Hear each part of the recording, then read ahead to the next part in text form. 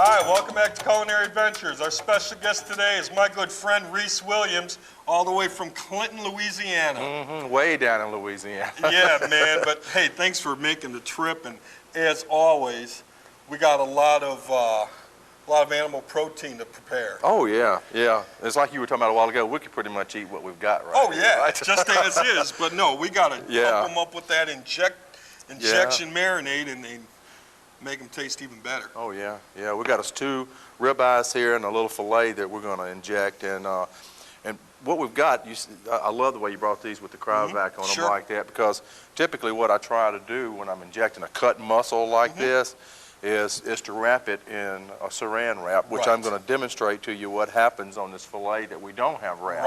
Right. Sometimes you'll get a little spray. You may have to be careful so I don't Stand hit back. you with it. Right.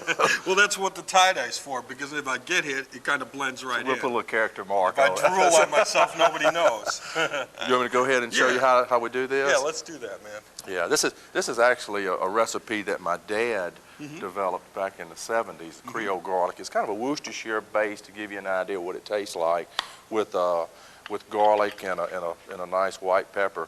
And let me show you another little tip here. Okay. So that you won't contaminate your marinade, because you don't need the whole jar for these steaks. For what we're doing here. Exactly. And if you were to inject into the steak and then go back into your jar, that juice would actually contaminate your marinade. Oh, and you'd get like cross-contamination. Yeah, and you don't want to do that. So what you want to do is you want to pour the marinade that you're going to use into another cup so that you can actually refrigerate this. Sure, and use it for another piece of meat or something. Absolutely, absolutely. But basically what we're going to do here is we're just going to put the injector down into the marinade and just pull that plunger up. See how it just pulls the marinade out? Yeah.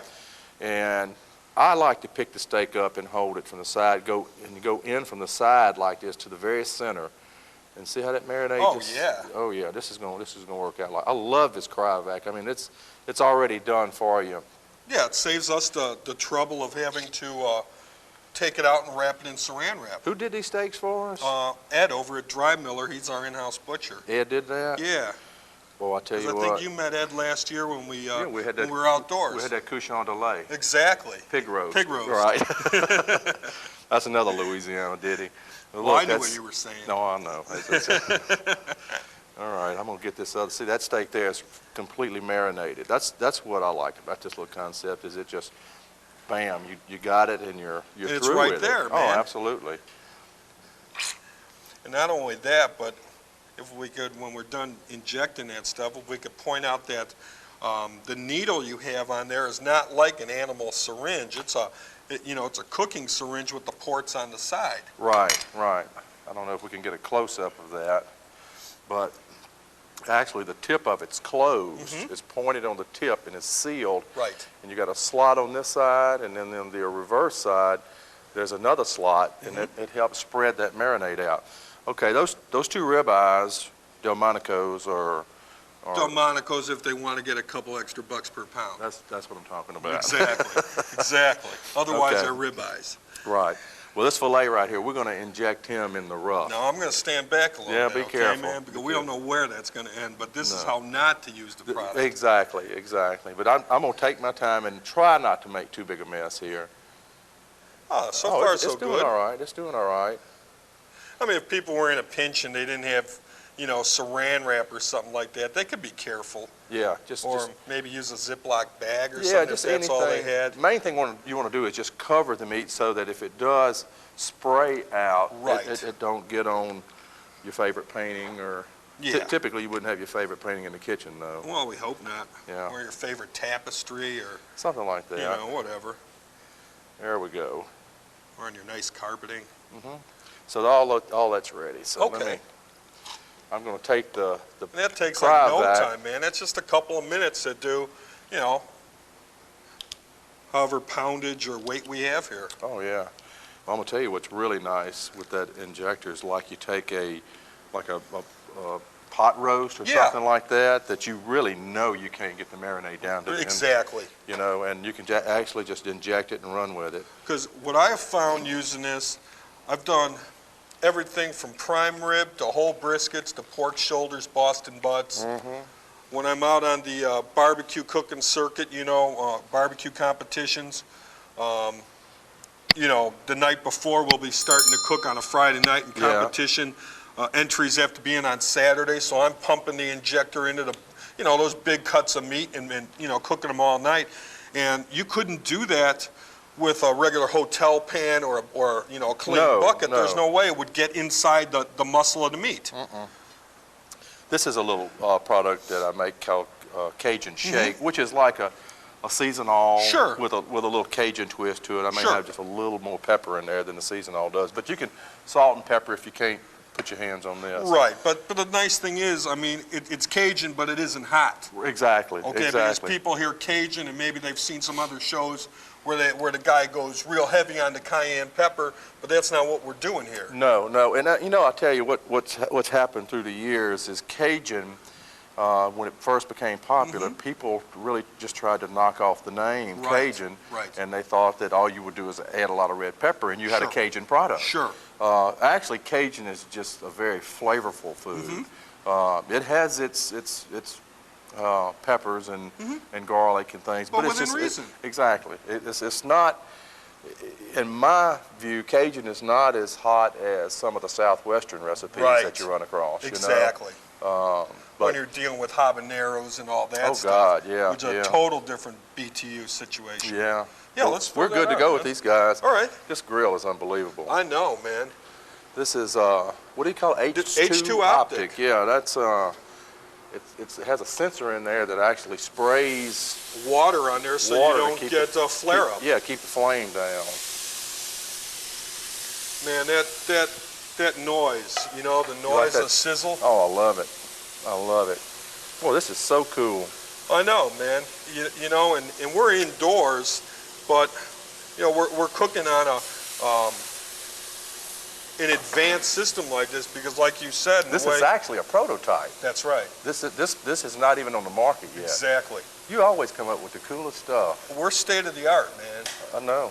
You know, you're out there on that cutting edge. Yeah, we try. That's it. we get a little bit more flexibility on the stuff that we want to, you know, show the viewer. Yeah, this is really the coolest grill I think I've ever been around. I mean, yeah, press that button, that system on thing, and we'll show them what we mean. It gets. Yeah, I see. This is a little manual deal right here. Yeah, push that on. Can we get this?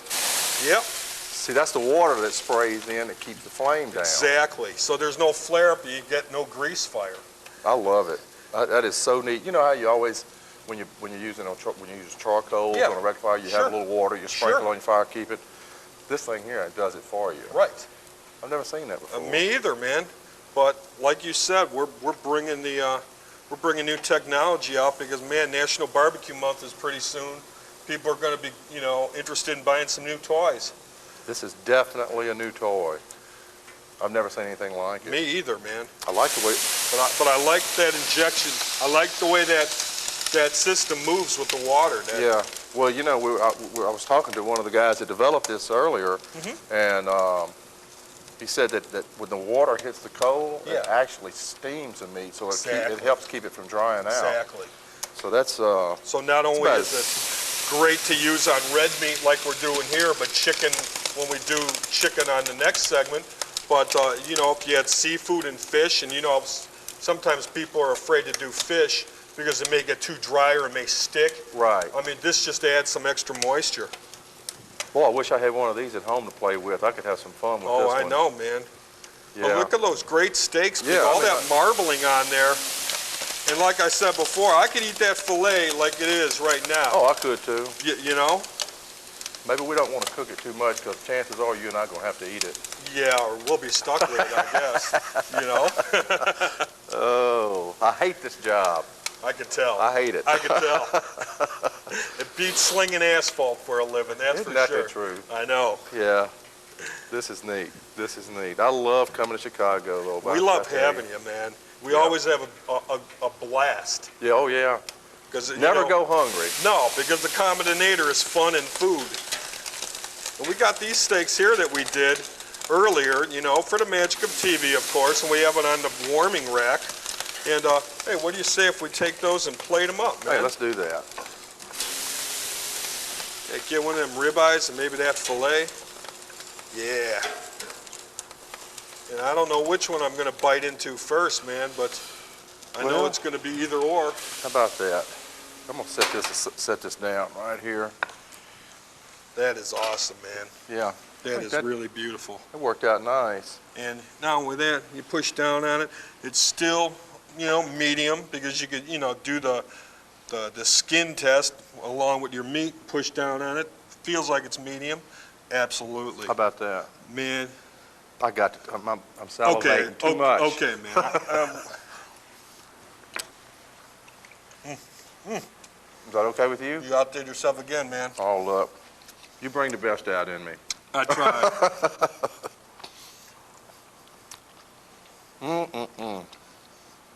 I don't want to make a pig of myself, but... No, we will. On that note, how about that? Let's take a quick break and we'll come on back and we'll inject those birds. Hang loose. We'll be right back.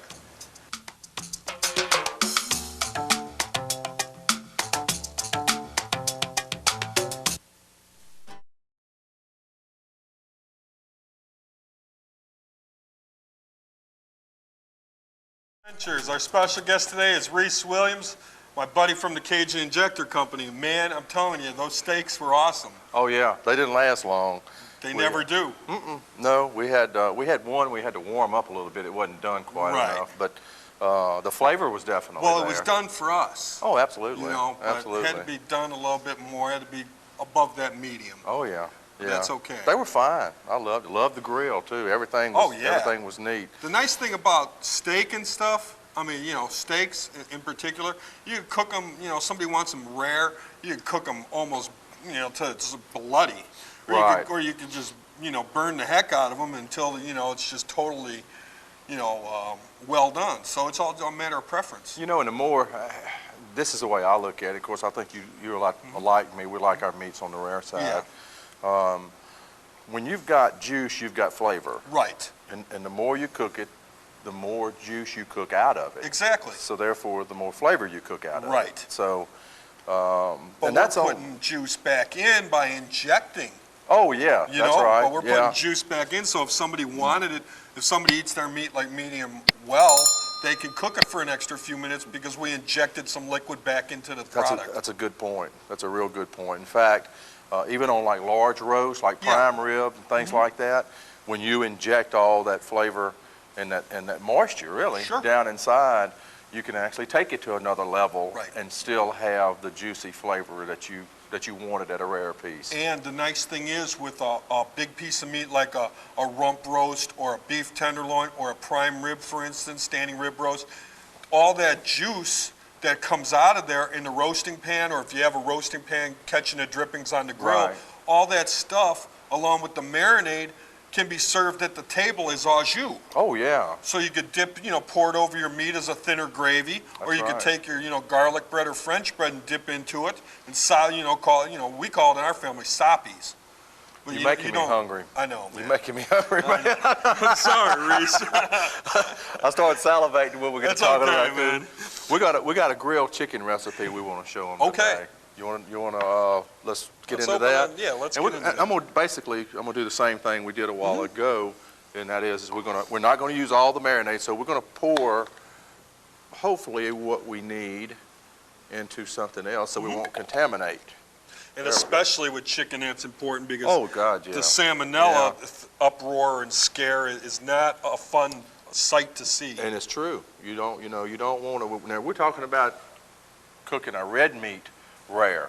Not chicken. Not chicken. Not turkey. So what we've got here is I fill the injector up, and I'm going to put this injector holds about an ounce. Yeah. And I'm going to put about a ½ ounce of marinade. This is a Creole butter. This is kind of a spicy butter flavor. Yeah. But it's not hot. No, it's not hot. It's a mild. It's not hot. It's a nice, well-rounded, just a full-flavored marinade. Gives you great mouthfeel. And it's nice because we're illustrating chicken, because a lot of times if people aren't cooking boneless breasted chicken, they're cooking chicken parts or whole chicken, which is a totally different animal than a steak. And it's a totally different technique here because you got bone in here. Yeah, in this, you just got to shoot the marinade excuse me, into the meaty areas. And what you want to do is really you want to get you want to go all the way to the center. See, I put that needle all the way in, and then I inject a little bit there, then I pull out, inject a little bit, and then you can kind of pull it all the way out and angle it and inject some in that area. You see all that puffing up from that injector. The key to it is you just want to spread your seasoning out on the inside of your meat, just like you would spread it out on the outside. Sure. You know. Sure. I mean, it makes so much sense. It's almost too simple. I know everybody looks at me and says, "Boy, that's too simple. Why didn't I think of that a long time ago?" You know. Well, I think I told you when we first hooked up a couple years ago that I was injecting things, but I'd go to my local farm in Fleet and buy one of them, things they'd use to, on steer and horses. But you can't do that because every time you put it into a piece of meat, it gets clogged. It's too thin. Right. The gauge is too thin, and the syringe is too big.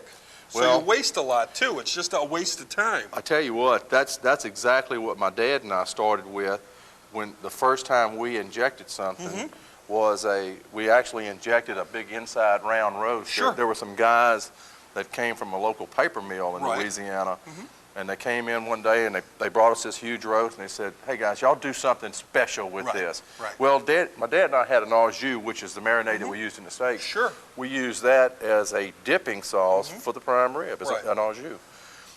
So we called up a veterinary supply and got a needle that they used for a mastitis cow. Okay. Which was very similar to the needle that we have here. It was, right. It wasn't pointed on the end like that. It was more rounded. Yeah. But it had the slots on the side. Worked great. And we didn't have the problem like you're talking about with a regular open-ended needle. Exactly. So that's what my dad and I started with, and we've been injecting ever since. You perfected it ever since. Yeah, we got 21 flavors now. Sounds great, man. Let's see how the sizzle's going to do? I want to see the sizzle. Let's do it. Let's get it on here. Oh, what did I do with the... I got the tongs. There we go. There we go. Oh, yeah. Yeah. I love this grill, man. This is like... What's the neatest thing since sliced bread? I know, man. Especially with that system. Yeah, I mean, it's just... This is kind of like the injector to me. Yeah. It's like... You've been sitting there sprinkling water on your coals all your life. Right. And then here these guys come up with this automatic deal, and I mean, it's just so cool. Yeah, this is going to work fine. It just keeps your meat from burning. Oh yeah, man, and still it gives you that nice charred exterior and keeps the food moist on the inside, because there's no sense in eating the stuff if it's dried out. Right. This is and it helps with the marinade because we're adding extra moisture. Right. To the product. Well, well, you know how it is. It's like we were talking about a while ago. Yeah. When you cook, the moisture comes out of your meat. Right. And I would think that, this is a prototype. We hadn't used it a lot, but my assumption would be is that all that moisture that it surrounds the meat with would keep it from draining some. Exactly. We'll have to cook with it and find out, but I would think that would be the case. But you know what? The nice thing is, I mean, we did some chicken earlier, and it didn't take long to cook at all. And if we compare that to the other pieces, there's very little shrinkage. Yeah. And these we injected earlier, and like you said, you add the moisture because it's losing moisture. The juice, is either going into the coals or whatever. So we're adding extra moisture with the marinade, and it also helps to have a grill that assists in keeping the moisture in. Yeah, I think that's really, between this grill right here and the Cajun injector, it's talking awesome. about moisture. I know, man. Let's see how this little breast turned out right here. Oh man. Look at that. You can't. Can we get a close up of that? Is there a chance? Yeah, I think Elliot's right on it, man. Look, I mean, that's a breast. You know how dry breasts normally are? Yeah, and I hate it that way. Oh yeah, look at that. And the juices are running clear, and that meat is perfectly done. You gonna force me to taste this again? I was just gonna say, as always. Are you gonna twist my arm, man? It's hot, yes, sir. Okay. I'm gonna twist your rubber arm. Okay.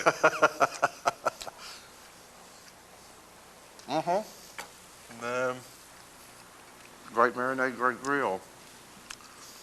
Excellent. Did you understand that? Excellent bird, Reese. Yeah, I think we did a good job. And it's easy. I mean, you can do it quick. That's what's so neat about it. That's the thing, man, because people don't want to be slaving all day. You know, if you were to marinate something, you know, without injecting it, you'd have to marinate, you know, pieces for maybe 6 hours, maybe 12 hours, maybe overnight. Yeah. Okay? And you would only get the exterior of, or the surface areas of that meat. You wouldn't get the marinade all the way down into the muscle, you know, right down into the meat itself. Right where you want the flavor. You know, these marinades are actually cooked marinades, right, so that the spices and the herbs impart the flavor in all the liquid. So when you inject the liquid, it mixes with the natural juices. So it's not like a bunch of granules of seasoning that just have to hang out in there. You actually have the liquid that moves around with it. I want to also point out that on wings, I did a batch of wings, okay? And when I did a batch of wings, I injected them and I threw them into a Ziploc bag, and then I took a little bit of the marinade that I had left over and I poured that into the bag too and tightened it and then threw it in the refrigerator.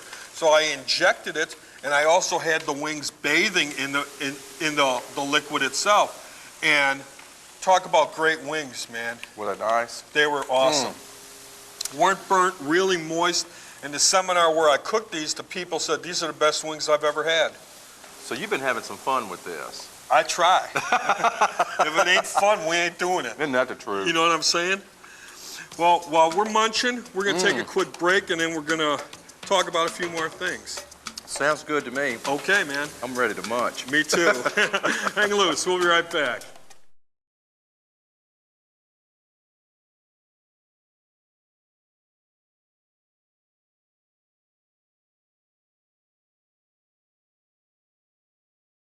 Hi, welcome back to Culinary Adventures. Our special guest today has been Reese Williams, good friend of mine from the Cajun Injector Company. And man, we did it again. Oh yeah, we always have a good time, Larry. Look what happened to our chicken, though. I mean, what's the deal with the camera crew around here? I got one piece that I'm reserving for myself. This is Larry on it because otherwise, had to move quick. You know it, man. And it happens often when you visit us from down south.